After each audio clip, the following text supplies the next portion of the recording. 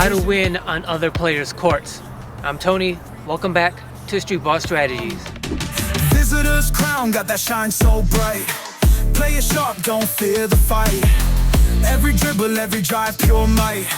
Dominating the court, we own the night. Today we're talking about how to go out to other players' courts and still be successful. We're essentially talking about home court advantage and how to mitigate that when you go to other players' courts. For those of you that are newer or younger players, when we're talking about home court advantage, what we're talking about is usually in every neighborhood there's some kind of park, some kind of basketball court that the players in that given neighborhood are the normal, usual, often players on that court. And so for the court that's your home court in your neighborhood with the players in your neighborhood, there's usually there's a playing style that gets developed on every different home court depending on the players in that neighborhood and how they play the game. And so because it's your home court and you're the player or players that play there the most often, it's thought of and normal that any player that comes from a different neighborhood and tries to compete with you on your home court, they are probably going to not be as successful as they would like because they're playing on a different court against different players who probably play a slightly different style of basketball than they're used to. Thus, they're not going to be as successful because they don't have the home court advantage that you have. So visiting players are supposed to lose when they are the same kind of level of basketball player. You know, if they're super better or super more talented than the players that they're playing on their home court, then the visiting player is probably going to win in that circumstance. If you're just that good or that talented, then you're probably going to beat the home court players. But in the common example where everybody's pretty much on the same level, if you're a visiting player on someone's home court, you're probably going to lose because they have home court advantage. So the topic that we're dealing with today is how do you as a visitor go to someone else's court and still be successful even though they have the home court advantage. As with many topics on this channel, I usually address them from what I consider to be the three major aspects of basketball, and we'll get to that in a second. But first and foremost, I want to be upfront with the fact that this topic has mostly to do with the fact that in order to be successful on other players' courts, you're going to have to first be open to sort of evolving as a player and adapting to the play style of other people's courts. Like you can't have the attitude like you're gonna go to someone else's court and only play the one single way that you're used to playing, and you'll make the other players that other court, unless, again, like I said, unless you're super talented and way better than everyone on that court, that's not really gonna happen. Eventually you're gonna have to adapt to the way they play on their court, so you have to be open to doing that. And the way to make that go most efficiently is you're pretty much gonna have to be the most well-rounded basketball player you can be. That's the great thing about going to other people's courts, is you have to be a well-rounded player in order to be able to compete with anybody on any court. So let's first address this from the physical aspect of basketball. From the physical aspect of how can you be prepared to play a different physical basketball style than you're used to.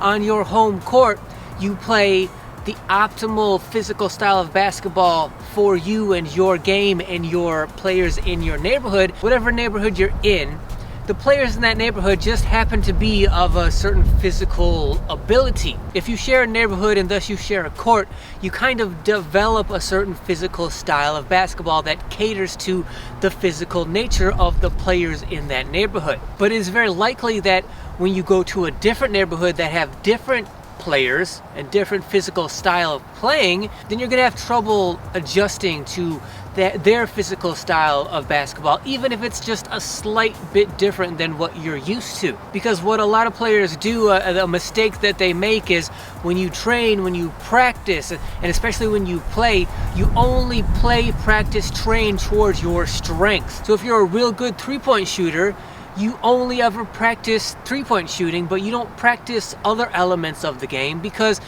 those other elements of the games are your weaknesses, and practicing your weaknesses is difficult, and if it's difficult, it's not fun. But it is fun to practice the stuff that you're already good at, so that's the stuff that you do practice, and thus you become a more one-dimensional player, more so than you probably realize. You probably don't even realize it until you go to those other courts that play a different style of physical basketball that you're not used to. Until you experience that, you probably don't even realize how one-dimensional you probably have made yourself. So when you're practicing, playing, training, you need to focus on your weaknesses if you're planning to one day go to other people's courts to test yourself and see how good you can play against other players from other neighborhoods. It becomes that much more important to identify your weaknesses and try to then minimize them as much as possible from a physical point of view, because while it's true that like the only way to really get better at a certain physical style of basketball is to play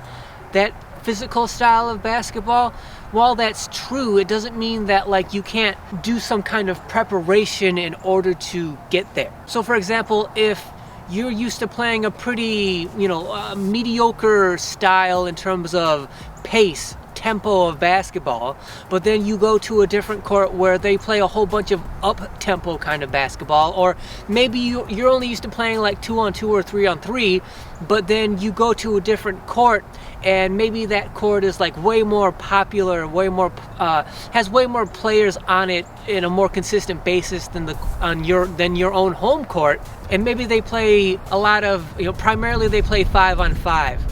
Let's say, and you're only used to playing half court 2-on-2 or 3-on-3. Well, now from a physical standpoint, from a conditioning standpoint, you're probably way behind them. But if their court is way more popular than your home court and you want to ingratiate yourself to playing on their court and like earn those players' respect, but you're not nearly as well conditioned as they are, well, really the only way to build up that conditioning is to play with them over and over and gradually build up that conditioning. But that doesn't mean that you can't work on it, supplement it also off the court when you're not actually playing with them. The whole idea is you're trying to become as well-rounded physically as possible so that you'll eventually get to the point where no matter what court you go to, no matter what physical playing style is on that court, you feel confident that you'll be able to easily adapt to it because you've put in the work and preparation to be that kind of well-rounded player, so that no matter what physical style you encounter, you inevitably feel comfortable adapting. The second major point I want to make is that of the mental aspect of the game, the strategic aspect of the game. This is the part of going to other people's courts that can very often be the most frustrating part of going to someone else's court. If the strategy on a visiting court that you go to is significantly different than the kind of strategy you're used to on your home court, that can be very disheartening to the point where it becomes frustrating enough to the point where you don't want to go there anymore. You don't want to play there anymore because it's too different strategically than what you're used to, and so you kind of give up and you never go there anymore. The best way to deal with that is being open to being a student of the game from a strategic standpoint. This is your opportunity to learn a different style, a different side of the game that you're not used to. Yes, it's frustrating, and yes, it can be disheartening, but it can also be a huge opportunity to learn, and thus the bigger the difference that you're used to in terms of strategy from your home court to how they play, that means the more you can learn, then that means the more you can grow as a basketball player. But you have to be open to that process, the process where, okay, they play a different style of basketball from a strategic point than I'm used to, so now I have to learn that. And it's hard and it's difficult, it's going to take time, and you're going to make a whole lot of mistakes in the process, but as you adapt and learn it and actually get better with it, then that means you grow as a basketball player. You have to be open to that process. For instance, when I was a younger player, more of a newer player, on my home court, we would occasionally run a little bit of like pick and roll, right? If we saw a good opportunity to use it. But for the most part, we didn't depend on it. But then I remember one of my first times going to a different court where almost pretty much on every play and multiple times during plays sometimes, they would run all kinds of pick and roll. Like pick and roll was the way they played on that particular court. And I certainly wasn't used to that, but like that was just their style of play. That's just what they did. It was natural to them, and it was very foreign to me. I had to work very hard to get used to it, and it took time, and it took me making a whole lot of mistakes and embarrassing myself. But in the end, I became at least average on that court at running that pick and roll strategic style of basketball, which only improved me as a basketball player, not only on my home court, but on every other court that I ever went to. I was average at least at running pick and roll. It forces you to either give up and become frustrated and leave, or to adapt and evolve and become a better player. That's why I say when you're on your own and you're studying the game, you want to do the best you can to understand the game as an entirety, right? You don't want to have any aspect of the game where you're like, I don't really get why that's happening, or why that coach is doing that, or why that player did that. Like, I don't really understand why that happened or that took place, or like I don't understand how or why. That's why I always say, when you're studying, the how and why are so important, because when you get to understand those, you fill in holes and gaps in your knowledge that maybe other players, they still have those gaps because they don't care enough to ask how or why. They don't care enough to dig that deep.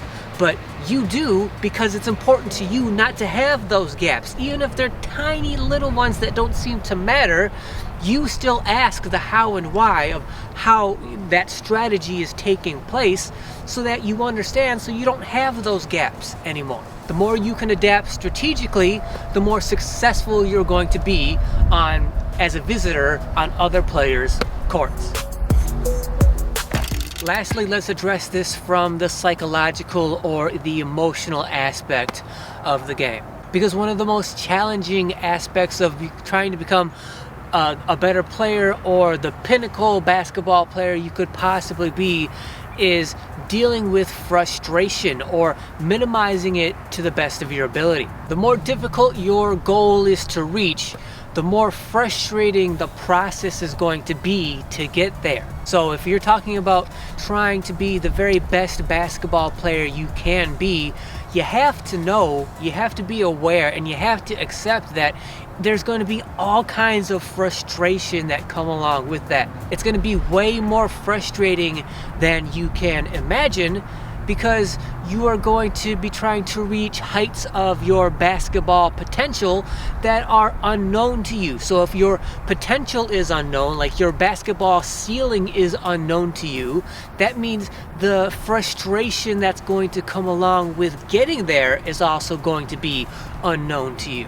And if you let yourself become overwhelmed by that frustration, it's going to force you to give up and quit, and thus you're never going to realize that potential, because you allowed yourself to become overwhelmed with frustration on the way. The same principle applies with visiting other players' basketball courts and trying to be successful there. Like, you go to those other courts specifically to test yourself, to see how you can do in an environment that you're not used to.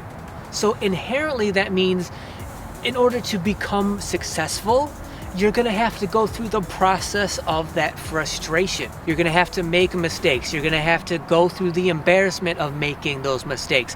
Nobody wants to do that. It sucks, but it's a requirement in order to get to the other side of that frustration. It's required in order to reach the potential that you're chasing. Ideally, every player thinks, I'll just go to any court and I'm so good, I'll make every player on every court adapt to me and the way I play because I'm so good. And of course, there are certain players where that definitely does take place. But for us, like the average at best kind of players, that's not what happens with us. When we go to their court, we have to adapt to what and how they do things. And that adaptation process is frustrating. Like there's no choice but to make mistakes and then learn from them and then get better as you go. Do you have the psychology, the emotional fortitude to push through that frustration to reach that kind of success that you're looking for? A great perspective to have is the more frustrating it is, that means the more potential you have to learn. Because when something's different and you're trying to acclimate yourself to it, that's going to be a frustrating process. But the more frustrating it is, like the more, so if you're here and the difference of how the style of court and play on that court is like way over here, that means that you have all of this area right here to make improvement. So the more frustrating it is, the more the difference is between the way you're used to playing and the way they play.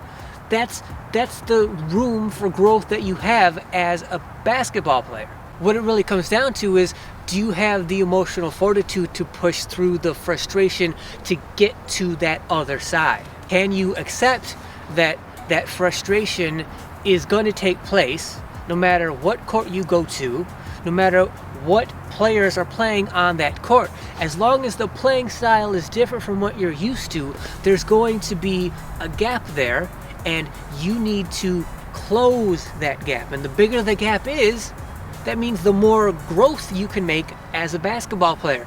But the bigger it is, the more frustrating it's going to be. Can you accept that and push and grind your way through it regardless without giving up?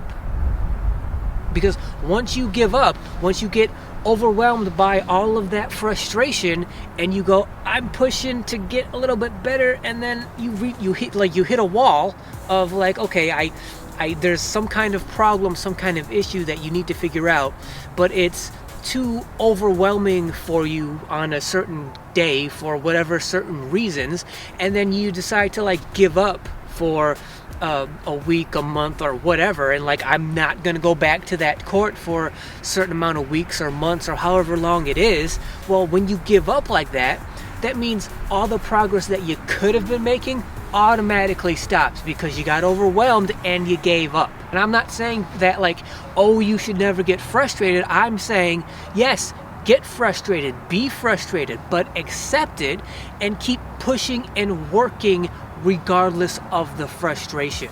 Figure out your psychology, how your brain works, how your brain interfaces with your emotions, and figure out how to push through and work through that frustration regardless without becoming overwhelmed so that you just give up and stop trying. Because when you stop trying, all that progress ceases. And the longer you like give up and stay away from like that certain court and the obstacles that come along with playing well on that court, the longer you stay away, the longer you give up, not only does that progress stop, but eventually the progress that you did make, the little bit of progress that you started to make, that's going to start to fall away, and you're going to start to lose it the longer you spend away from that court.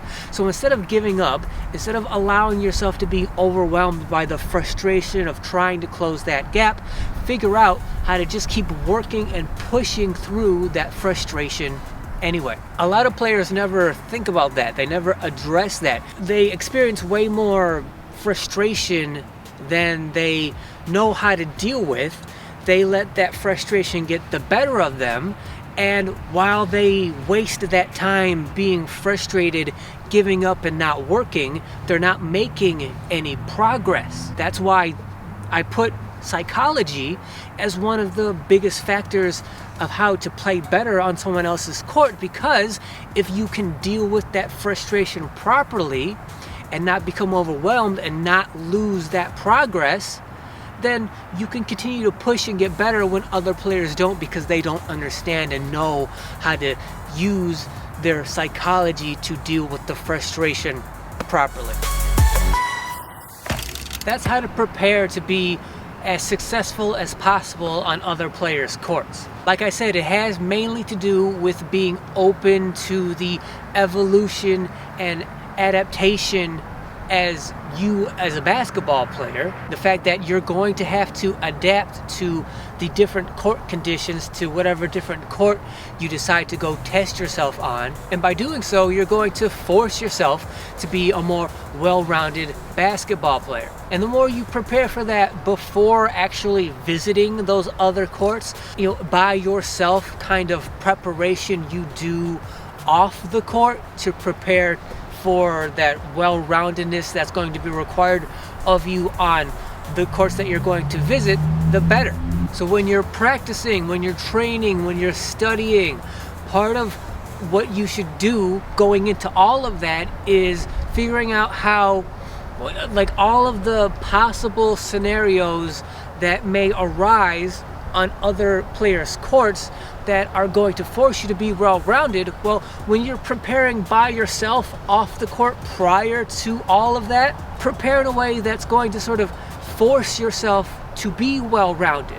Hypothesize all of the possibilities that might take place out there on those other courts, and then prepare for them prior to going out there. When it comes to practice, when it comes to training, when it comes to studying, part of that should be, okay, how can I prepare to be a well-rounded person so that when I find myself in the actual competition on other people's courts, I'm a little bit more prepared than I would have been had I only focused on my strengths in preparing to go to other people's courts. So I want to thank you guys for watching. If you like this video, if you found it helpful in any way, if you think it will actually help you play better on other players' courts when you go out there to visit and test yourself, then please subscribe to the channel. And let us know down in the comments, what do you do in preparation to help you play better when you go visit other players' courts?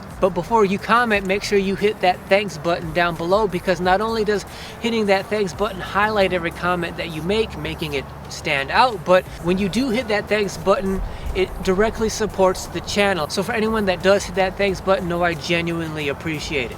As always, like, share, comment, like I said. Make sure you hit that notification bell so you're notified whenever any video goes live on this channel. And until then, see you guys next week, if I don't freeze. Mentally fierce, can't let doubt seep. Confidence high, no room for sleep. Analyzing place, sowing where we reap. Strategy strong, bury it deep. Sweat drenched jersey, don't wanna fake. Breath control tight like a sealed up crate. Smoke in the net and the heads we shake. Be the steady storm, make that court quake.